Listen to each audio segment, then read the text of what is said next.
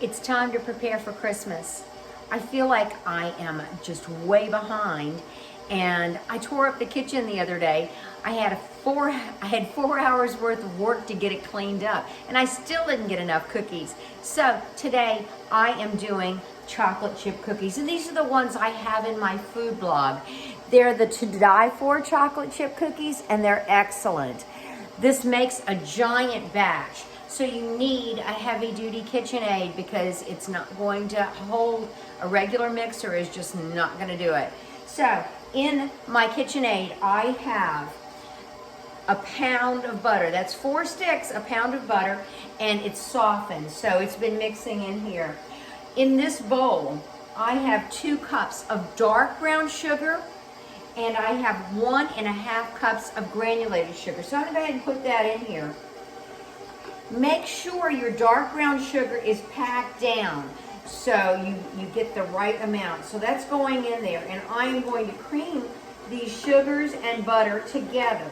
So we've got that going here.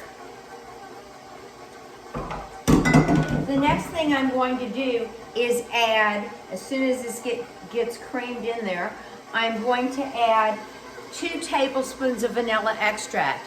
One of the things I had planned on doing this Christmas was to make vanilla extract. I haven't gotten around to it, so we're going to use the vanilla extract from the store. So I've got, let me go ahead and make sure I get all this incorporated here.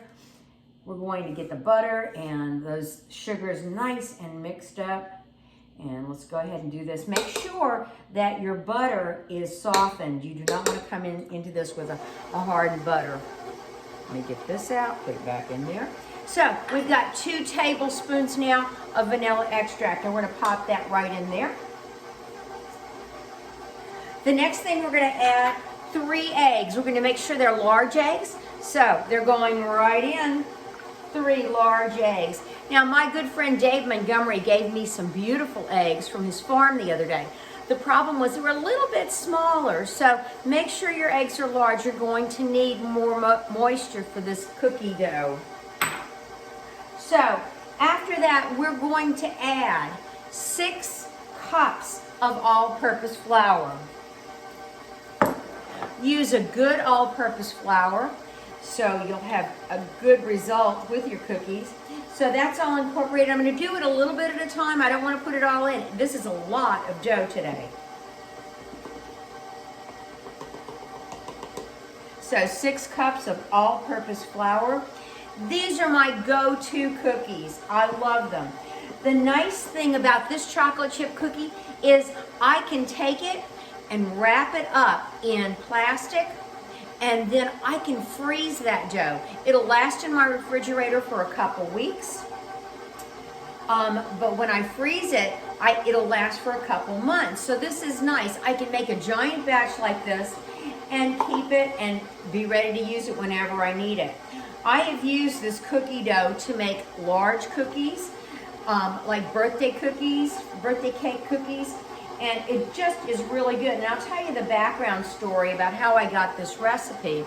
We were living in California, and we joined a group that would babysit. It was a babysitting co-op, basically. And so during this time, we shared recipes. And this one lady that shared this recipe was just fabulous. And we went crazy the first time we ever tasted them. So you can hear the mixer getting a little testy there. It's going to get even testier here in a few minutes because we're going to put a lot of chocolate in there and a lot of nuts. One thing I like to do with this dough is add white chocolate or a mixture of chocolate and the white chocolate. Sometimes I'll leave out the nuts. This basic dough can be manipulated however you want. And it makes a great cookie. We're almost done here with this flour.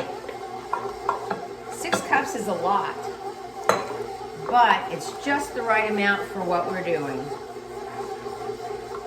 This makes dozens and dozens of cookies. So I'm going to stop the mixer now. And I am going to scrape down the sides to make sure I've got all of the butter and sugars and everything mixed in there. Okay, let's get this baby going again. Speak to me. There you go.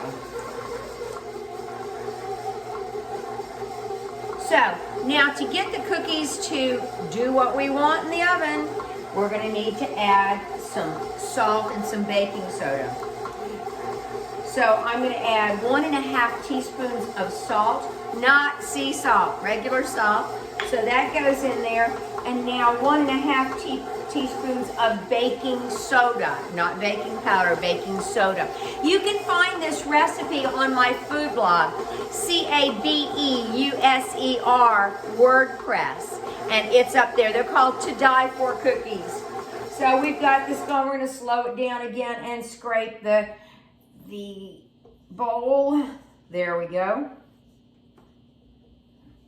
Now it's not a weak dough. It's a nice thick dry dough. Next thing we're going to add the chocolate chips. It's going to start coming out of the bowl here in a second. So we're going to add 4 cups of chocolate chips, semi-sweet today.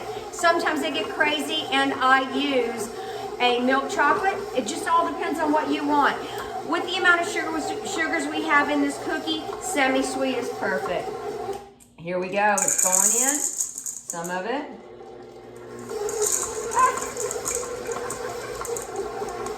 There's some more. I'm going to have to pick up all these chocolate chips that are flying out of the bowl here, and we've lost dough. I'm going to slow it down a little bit.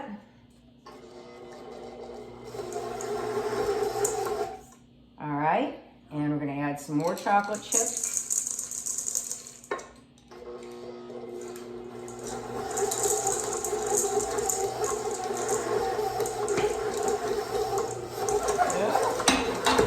And sometimes this kind of stuff happens. And we're going to finish adding the chocolate chips by hand because it is getting wild. And we're going to add 2 cups of nuts. So that'll be the end of it. Chop your nuts up and you'll put it in there.